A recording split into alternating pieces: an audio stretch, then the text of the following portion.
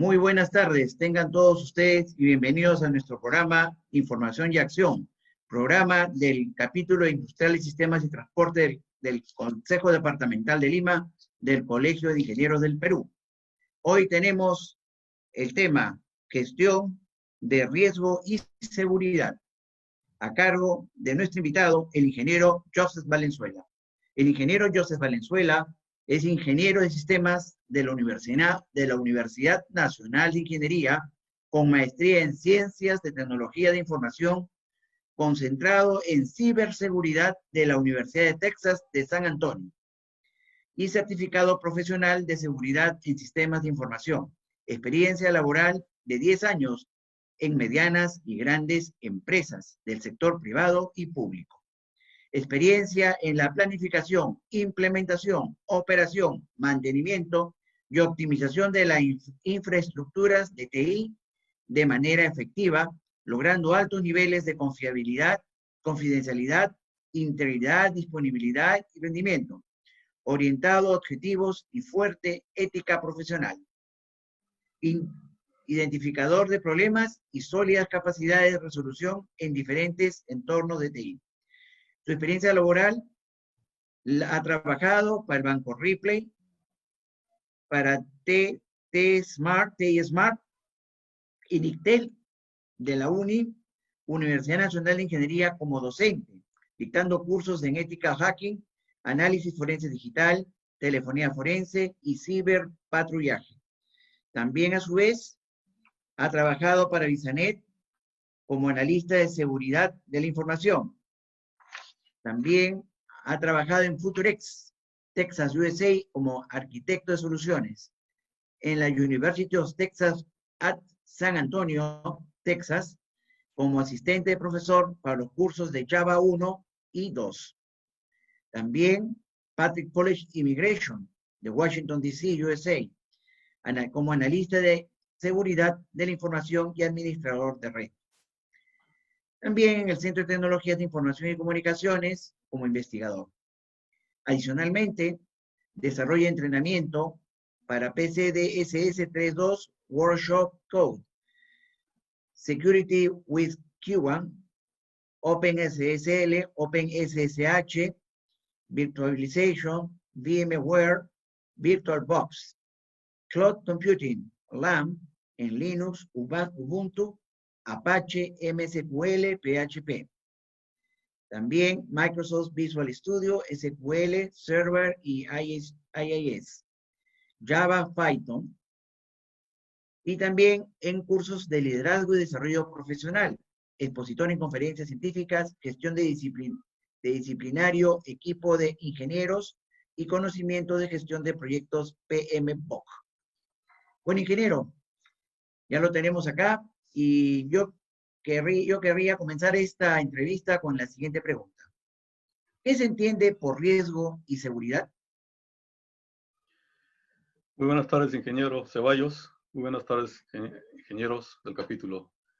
Bien, para abordar la pregunta, voy a compartir mi pantalla para una mejor explicación.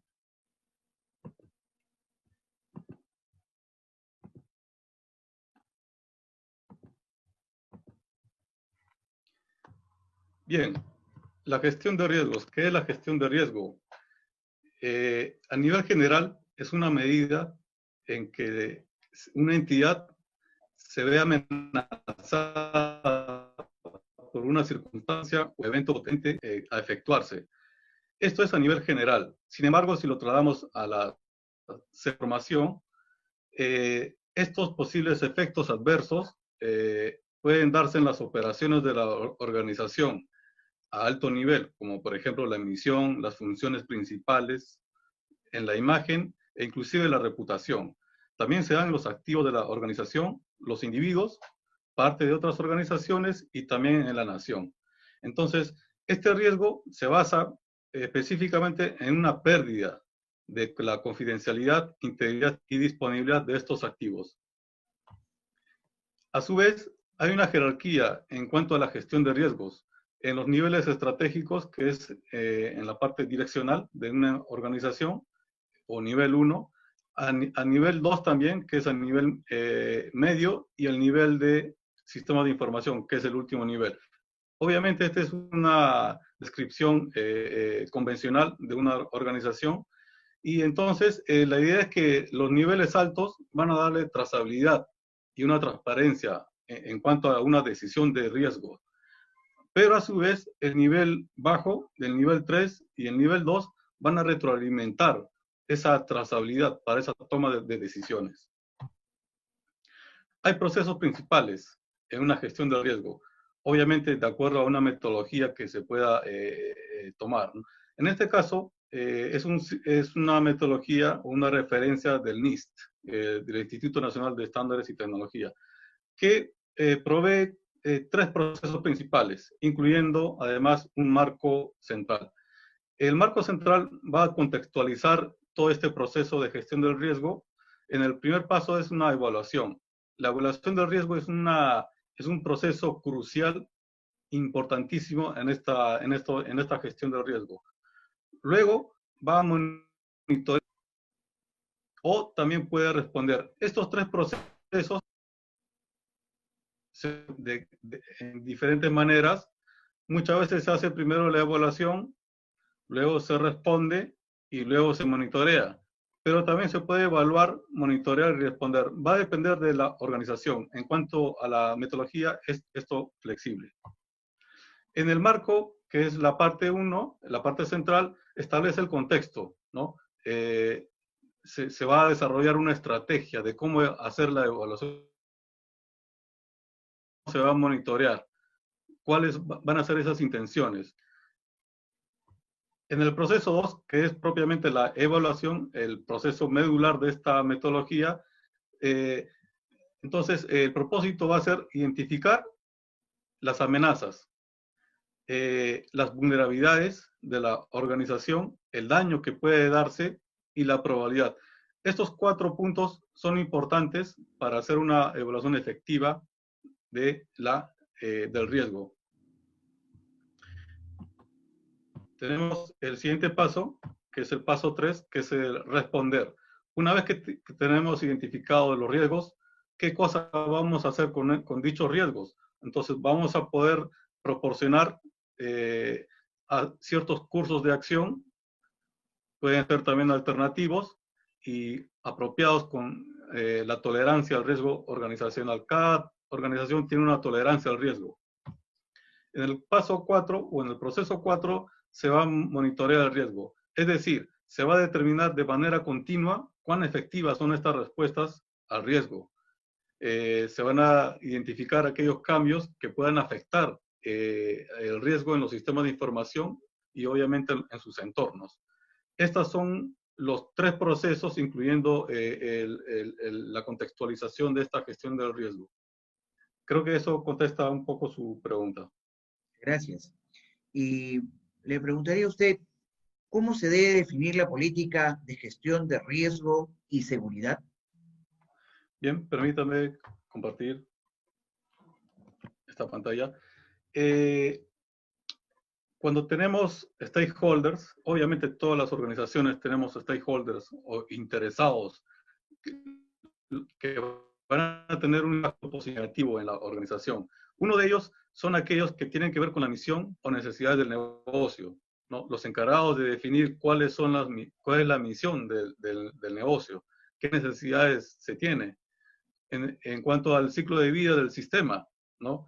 En el aspecto de las leyes, las regulaciones, las políticas, que es el entorno, ¿no? Aquellas restricciones que se pueda tener en una organización, qué prioridades hay, en tanto al sistema, qué características queremos que se implementen en una organización, qué sistemas, ¿no? Cuáles van a ser el diseño, su arquitectura, cómo se va a implementar. Entonces, todos estos aspectos van a formar parte de un conglomerado que van a definir qué necesidades se tiene en la organización y qué objetivos se tiene. En cuanto a las necesidades, estas necesidades van a llevar a definir qué requerimientos de seguridad se debe implementar para cubrir esas necesidades. Y en cuanto a los objetivos, se van a definir qué políticas, ¿no? Qué políticas son necesarias para alcanzar ciertos objetivos en una organización. Aquí, bueno, es un aspecto de requerimientos, son básicamente definir dos palabras importantes, validación y verificación. La validación se refiere si se ha implementado o se ha definido un sistema correcto, adecuado para la organización. Y en cuanto a la verificación, si se ha implementado correctamente, es a nivel más técnico. Las políticas. La política en realidad es un concepto fundamental en seguridad, que es un conjunto de reglas bien definidas que van a determinar el comportamiento, las relaciones y los resultados que intervienen en un sistema. Se pueden aplicar en combinación con elementos físicos, ¿no? Con elementos humanos, tecnológicos, de políticas, y es importante decir que la política de seguridad es parte de un principio de protección continua, ¿no? Que se relaciona mucho con el concepto de la confidencialidad. Perdón, de la confiabilidad. Mientras más confiable es un sistema, quiere decir que sus políticas se tienen que implementar continuamente. Entonces, obviamente es una condición que debe cumplirse en los sistemas confiables. Para ello, hay que definir tres cosas: confidencialidad, integridad y disponibilidad. Es la famosa triada, ¿no? La confidencialidad son reglas que rigen el acceso, ¿no? La integridad rigen los elementos del sistema, ya sea de modificación o destrucción de un activo. Y la disponibilidad es justamente, son reglas que rigen la presencia, el poder acceder a ciertos activos. Estos tres conceptos se van a aplicar mucho en las políticas de seguridad. En tanto la confidencialidad, esto forma parte totalmente de las políticas de seguridad.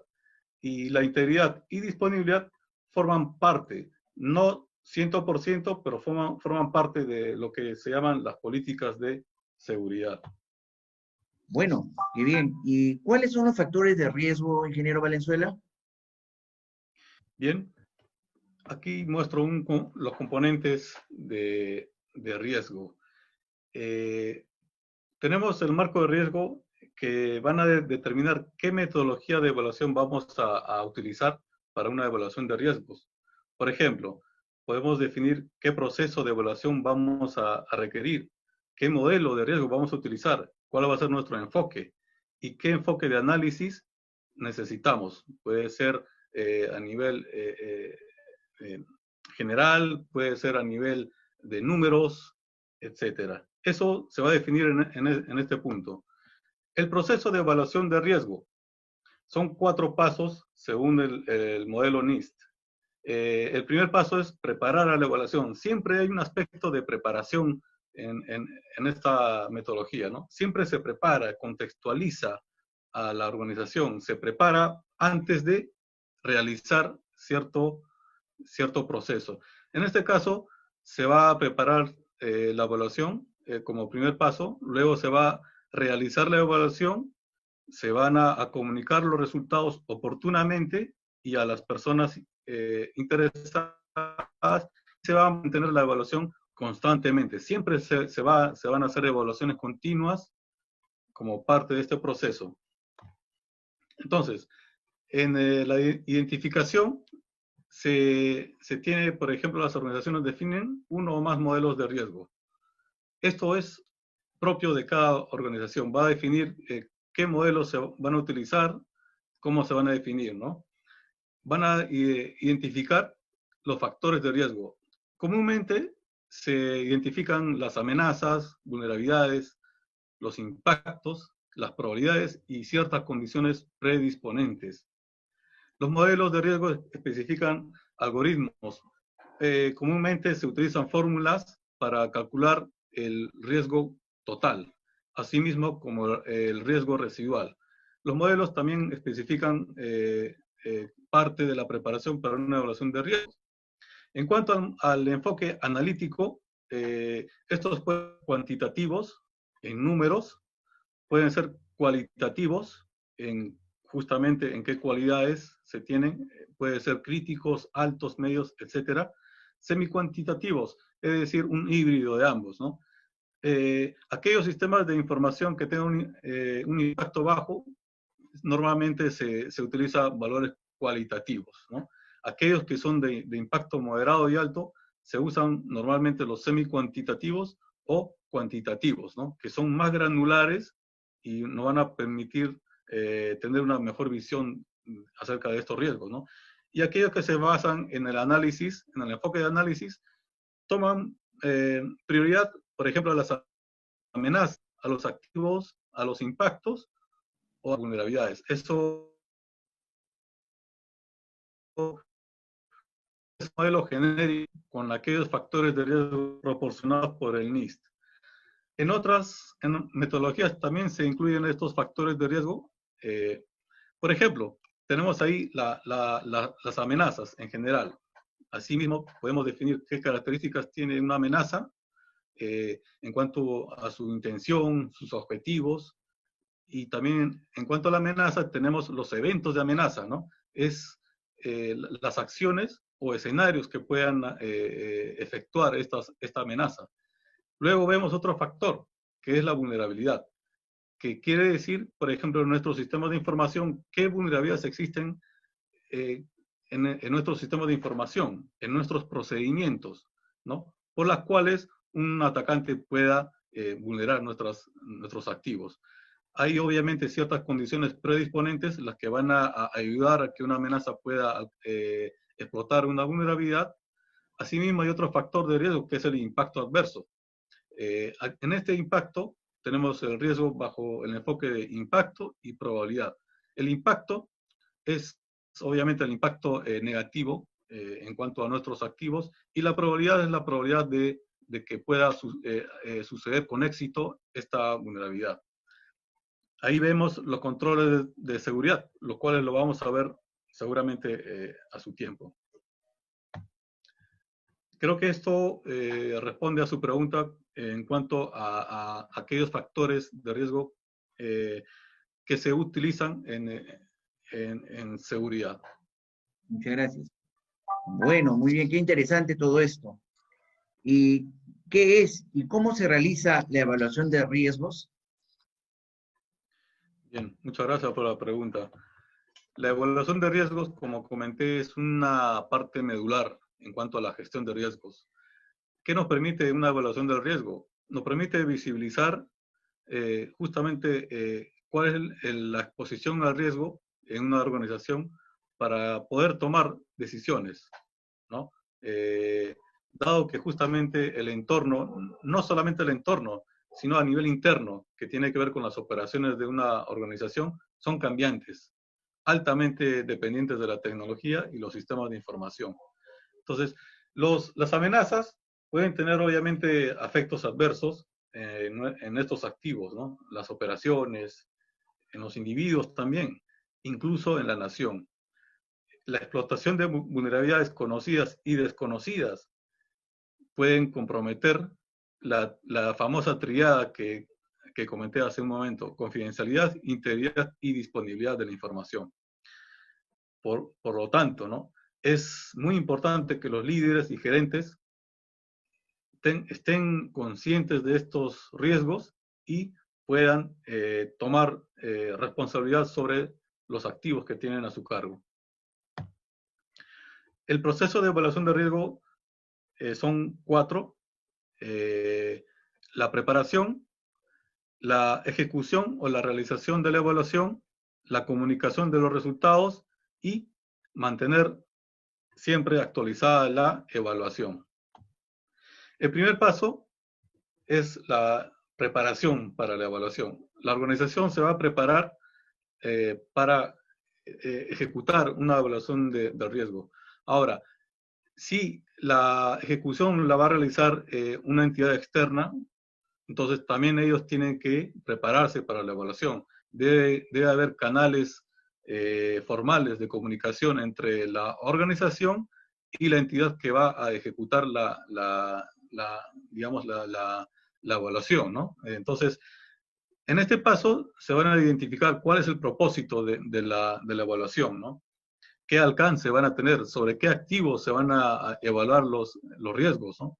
Puede ser solamente el aspecto tecnológico, el aspecto de la misión, las funciones principales o todo. Se van a identificar ciertos supuestos y también ciertas restricciones, ¿no? ¿Qué cosas no se puede o no va a entrar al alcance, ¿no? ¿Por qué razón? Temas de presupuesto quizá. Entonces, luego también se van a identificar las fuentes de información. Aquellas fuentes de información respecto a las amenazas, vulnerabilidades, probabilidades, impactos, la tolerancia al riesgo y qué enfoque se va a utilizar. El paso 2 es propiamente ya la ejecución o la realización de la evaluación.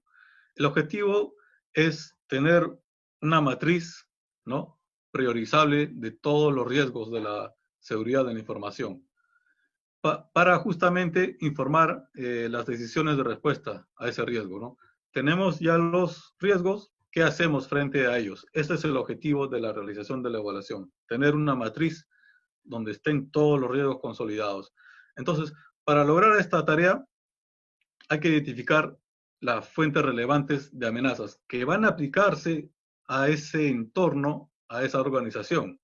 Identificar los eventos de amenaza que pueden ser obviamente producidos por estas fuentes de amenaza, las vulnerabilidades. Estas vulnerabilidades están siempre en constante cambio.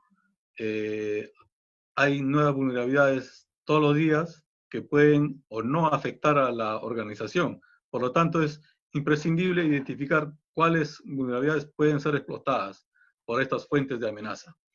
Determinar una probabilidad de que estas fuentes de amenaza inicien eventos de amenaza. Es decir, por ejemplo, que puedan hacer un escaneo en nuestra red. Si bien es cierto, las amenazas existen, no todas pueden generar los mismos eventos de amenaza. Determinar el impacto como resultado de la explotación de una vulnerabilidad. Determinar al final y al cabo cuáles son los riesgos de seguridad de la información. Obviamente este es un trabajo arduo por la cantidad de amenazas, por la cantidad de vulnerabilidades que existen. El paso 3 es comunicar los resultados. Entonces, ¿para qué vamos a comunicar los resultados? Justamente para que los responsables tomen una decisión respecto a esos riesgos identificados en el paso anterior. La comunicación consta de las siguientes tareas: comunicar los resultados de la evaluación y compartirlas. Y compartir esta información, obviamente, para apoyar otras actividades de gestión de riesgos. Obviamente, esta comunicación va a ser por canales formales dentro de la organización y a los responsables de las áreas responsables para esta gestión. El paso 4 es mantener la evaluación. ¿Para qué? ¿Cuál es el propósito de mantener esta evaluación? Es justamente estar actualizado en cuanto a los riesgos que existen en la empresa, ¿no?, para tomar decisiones rápidamente. Entonces, si hay, por ejemplo, cambios en la organización, ya sea de implementar un nuevo activo en producción o quitarlos, entonces estos cambios tienen que mantener esta evaluación. Es decir, tienen que actualizarse cada vez que haya nuevos activos, que se cambien los procedimientos, que se quiten ciertos activos. Entonces, un beneficio del monitoreo continuo es la determinación de la efectividad de la respuesta al riesgo, ¿no? Verificar muchas veces el cumplimiento de alguna norma internacional, nacional, alguna ISO. También la identificación de aquellos cambios que puedan tener un impacto grande en la organización. Incluyen ciertas tareas. Entre una de ellas es monitorear los factores de riesgo, ¿no? Y también actualizar los componentes de las evaluaciones de riesgo. Entonces, yo creo que eso responde su pregunta, ingeniero. Gracias. Bueno, entonces, ¿cómo podríamos enfrentar los riesgos de seguridad, ingeniero Venezuela, entonces? Perfecto, muy buena pregunta, ingeniero. Este cuadro muestra aquellos factores de riesgo en el cual si usted puede apreciar, hay un rectángulo curvo que dice controles de seguridad. Justamente, si bien este no es un factor de riesgo dentro de la metodología propiamente dicha, estos controles justamente van a reducir el riesgo organizacional. Vamos a ver de qué manera. ¿Qué beneficios habría de implementar, evaluar controles para reducir el riesgo de seguridad? Entonces, estos controles van a proteger la privacidad y la seguridad a su misma vez en la organización y los sistemas de información, ¿no? Para ello, se van a implementar estrategias para la respuesta a ese riesgo, ¿no? También apoyan decisiones de autorización, facilitan la integración y de los requisitos en cuanto al ciclo de vida de los sistemas, ¿no? Facilita la implementación también del marco para mejorar la ciberseguridad. Es decir, estos controles, si bien son de seguridad, muchos de ellos también van a ser aplicables a la ciberseguridad. Este es el marco de trabajo de NIST, son 6 pasos, y siempre hay una preparación inicial de la organización. En este caso, se van a preparar para para la evaluación de todos estos controles. Categorizar, seleccionar, implementar, evaluar, autorizar y monitorear. Vamos a ver cada uno de ellos. El paso 1, categorizar. Vamos a categorizar las informaciones y los sistemas de informaciones que tiene la empresa. Para ello, se va a determinar qué impacto adverso puede haber en cuanto a la pérdida de confidencialidad, integridad y disponibilidad de los sistemas de información y de la información. Para ello, es necesario entender cómo funciona este proceso de categorización. Primer paso, se identifican los sistemas de información, o es decir, se hace un inventario de la información y los sistemas de información. Se hace una identificación de los tipos de información y provisionalmente se le asigna un impacto. Es decir, es provisional a medida que nosotros vayamos ajustando, revisando estos impactos. Luego se asigna una categoría de seguridad y esto va a ser la entrada para el segundo paso, que va a ser seleccionar el control. Entonces, el impacto adverso en la ya famosa triada de seguridad se va a ver en temas de efectividad en las funciones principales. Si algo tiene un impacto adverso, aquí se tiene que definir. También puede definirse en términos de daños en los activos, la pérdida financiera, daños a las personas inclusive, también la reputación, ¿no? Que son activos que no se ven. Entonces, la categorización se va a basar en el impacto que tenga tanto en la confidencialidad, integridad y disponibilidad.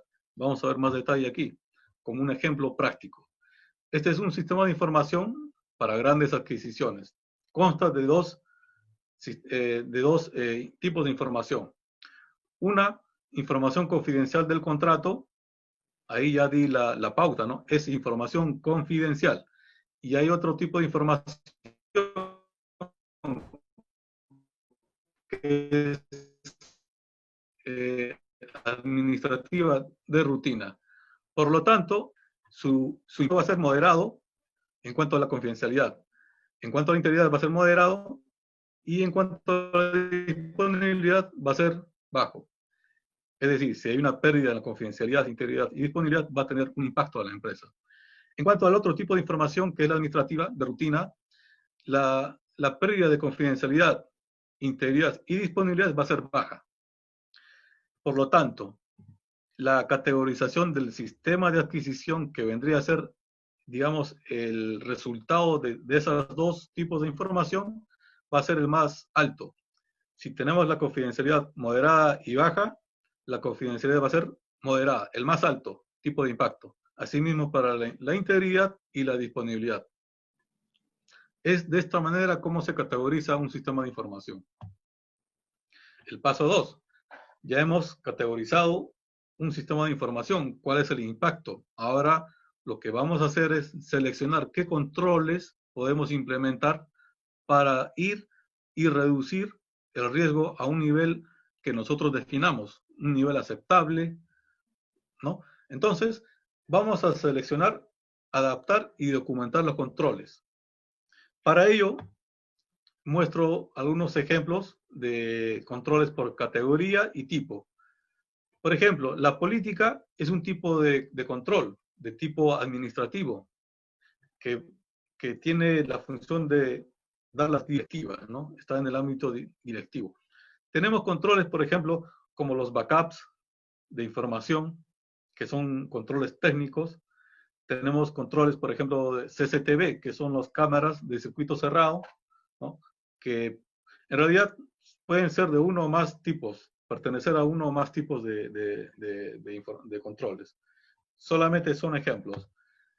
NIST también ofrece familias de controles. Son 20 familias de controles, entre ellas el control de acceso, que se encuentra en todos los activos prácticamente de información. Pueden ser computadoras, pueden ser accesos físicos, etc.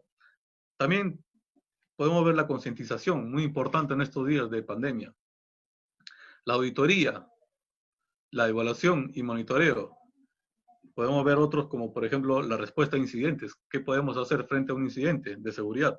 La protección de medios. ¿Qué controles podemos implementar para controlar mejor los medios de información, como discos duros, como USBs, etcétera? La protección física y ambiental, la gestión de programas, el personal, la evaluación de riesgos. Es decir, son familias de controles en las cuales nosotros podemos seleccionar los que necesitemos para cierto aspecto de gestión de riesgos. Solamente para el control de accesos tenemos esta lista de controles. Cada una, obviamente, vamos a tener el detalle. Entonces, vamos a seleccionar de aquí qué controles podemos implementar. Pero adicionalmente a ello, nosotros podemos definir nuestros propios controles, ¿no? Cuando ya hemos definido, hemos seleccionado, hemos adaptado estos controles, vamos a tener que implementarlos. ¿De qué manera? Estos controles, esta implementación normalmente se llama en el ámbito de tecnología como hardening. Vamos a hardenear, vamos a asegurar, vamos a configurar los ciertos aspectos de seguridad. Tiene diferentes nombres, ¿no? Y estos checklists se usan para seguridad y cumplimiento también, a una norma, etc. Entonces, la idea es implementarlos de manera manual o automatizada, pero siempre asegurarse de que la implementación se ha dado correctamente. Aquí tenemos un ejemplo de cuáles son las guías para la implementación en cuanto a los controles de Microsoft Windows Server 2012, ¿no? Estos controles están ya definidos, ¿no? Podemos simplemente seleccionar aquellos que nos resulten más relevantes a nuestra organización o simplemente para poder pasar una auditoría o cierta certificación de cumplimiento. Entonces, listo, hemos implementado ya los controles. Ahora tenemos que evaluar si esos controles que hemos implementado son los correctos, ¿no? Entonces, el objetivo de la evaluación de estos controles es determinar si lo que hemos implementado se hicieron correctamente, según lo previsto, y producen un resultado deseado. Para ello, para evaluar un control, tenemos tres métodos principales. La examinación, que básicamente consiste en revisar la documentación, las políticas, procedimientos.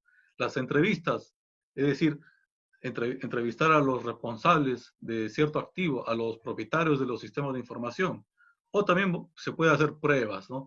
Puede ser, por ejemplo, un análisis de vulnerabilidades, un pentesting, ethical hacking.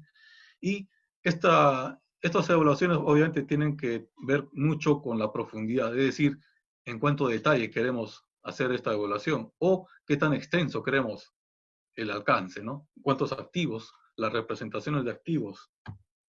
El paso 5, luego ya de ver la evaluación, vamos a autorizar. En la evaluación hemos determinado el riesgo de ciertos controles correctos. Ahora vamos a definir luego si esos riesgos van a mitigarse, van a aceptarse o qué hacer. Pero para ello tenemos que autorizar. Entonces, en este paso proporciona una responsabilidad organizacional al exigir que ese funcionario que está realizando determine si el riesgo en cuanto a la operación de un sistema es aceptable o no. Entonces, este funcionario dentro de la organización va a decidir si es aceptable o no el riesgo. Para ello, obviamente, se formaliza en documentos. Uno de ellos es el paquete de autorización, que justamente reúne y todos los aspectos de seguridad que se quiere autorizar. Esta documentación incluye también los planes a seguir, los informes, los resultados de los informes de evaluación en el paso anterior, los planes de acción a futuro y un resumen ejecutivo para que sea entendible por la alta gerencia. El paso 6 es monitorear los controles. Siempre en seguridad hay un aspecto de monitoreo que tiene que ser continuo. Justamente en los sistemas seguros y confiables, el monitoreo continuo es un aspecto importantísimo en seguridad. Entonces, este monitoreo tiene que ser constante y el objetivo principal es tener una conciencia situacional sobre cuál es la postura de seguridad en un tiempo determinado. Entonces, cuando hay cambios de sistemas, obviamente hay que monitorearlos continuamente. En cuanto a la tecnología, los elementos humanos, los elementos físicos son rotativos y cambiantes. Entonces, estas organizaciones van a establecer ciertos procesos de control para soportar esta configuración de gestión de cambios, ¿no? Entonces, las evaluaciones tienen que ser continuas.